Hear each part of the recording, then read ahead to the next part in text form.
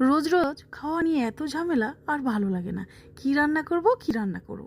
আজ আমি বাবানকে স্কুলে দিতে গিয়ে আসার পথে দেখলাম অনেকটাই কাতলা মাছের ডিম আছে একটা মাছবালা কাকুর কাছে।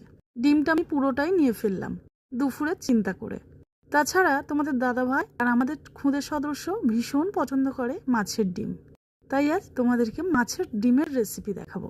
আমি কিভাবে এই মাছের ডিম রান্না করি। সুন্দরভাবে মাছের ডিম আমি ধুয়ে নিয়েছি। ধুয়ে নিয়ে আমি নুন হলুদ মাখিয়ে সুন্দরভাবে মেখে নিয়েছি। কড়াই বসিয়েছি, তার মধ্যে তেল দিয়ে ডিমের ব্যাটার অল্প অল্প দিয়ে বড়া করে নিয়েছি। এরপরে আলু কেটে নিয়েছি। আজ আমি আলু দিয়ে মাছের ডিমের তরকারি করব। মাছের ডিমের ঝালও কিন্তু বেশ ভালো লাগে, তোমাদেরকে অন্যদিন শেয়ার করব। বড়াগুলো খুব সুন্দরভাবে আমি ভেজে নিয়েছি। এরপরে ওই তেলের মধ্যে আমি 5 ফোড়ন দিয়েছি। তারপরে টুকরো করে রাখা আলুগুলো পরপর আমি সব দিয়ে দিয়েছি গরম তেলের মধ্যে। আজকের রান্নাটা কিন্তু পুরোপুরি আমার শাশুড়ি মায়ের কাছ থেকে শেখা। এরপরে আমি একটু হলুদ দিয়ে দিলাম পরিমাণ মতো, তারপরে নুন দিয়ে দিলাম। সুন্দরভাবে নাড়াচাড়া করে নিয়েছি যতক্ষণ না আলুগুলো লাল লাল করে ভাজা হচ্ছে। এরপরে পেঁয়াজ রসুন টমেটো কাঁচা লঙ্কার একটা পেস্ট আমি করে নিয়েছিলাম।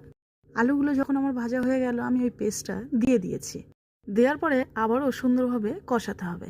এরপরে অল্প একটু হলুদ লঙ্কার গুঁড়ো জিরের গুঁড়ো পরিমাণ মতো দিয়ে নাড়াচাড়া করছি। ভালোভাবে যখন কষানো হয়ে যাবে পরিমাণ মতো জল দিয়ে দেবে।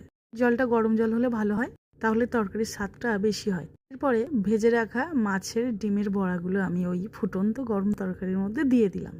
1 মিনিট মতো হতে দেব, কারণ আমার আলুটা প্রায় সিদ্ধ হওয়ার পরেই কিন্তু আমি এই মাছের ডিমের বড়াগুলো তরকারির মধ্যে দিয়ে দিয়েছি। এখন আমি দেখে নেব আলুটা কতটা সিদ্ধ হয়েছে। দেখো পুরো গলে গেছে, পারফেক্ট তরকারি হয়ে গেছে। এখন আমি নামিয়ে নিচ্ছি।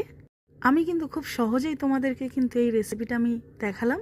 তোমরা বাড়িতে কে কিভাবে রান্না করো অবশ্যই আমাকে কমেন্ট করে বলো।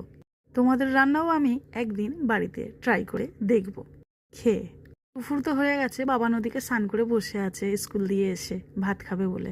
যদিও আমাকে খাইয়ে দিতে হয়, তার সাথেও ওর বাবাও বসে আছে। চলো আমি দুপুরের লাঞ্চটা আমি কিভাবে সার্ভ করছি তোমাদেরকে শেয়ার করলাম। আজকে আমি বাড়িতে এই রেসিপিগুলোই রান্না করেছি। কি রান্না করব ভেবে দেখো এক এক করে পদ কতটা আমি বাড়িয়ে ফেলেছি। মালদা থেকে রূপালী সাহা আমাকে লিখেছে, দারুণ খাবার দিদি ভাই। তোমরাও সুন্দর সুন্দর কমেন্ট করবে, তোমাদেরও কমেন্ট আমি আমার ভিডিওর মাধ্যমে নতুন নতুন বন্ধুদের কাছে শেয়ার করব। আজকের ভিডিও ভালো লাগলে ভালোবেসে পাশে থেকো।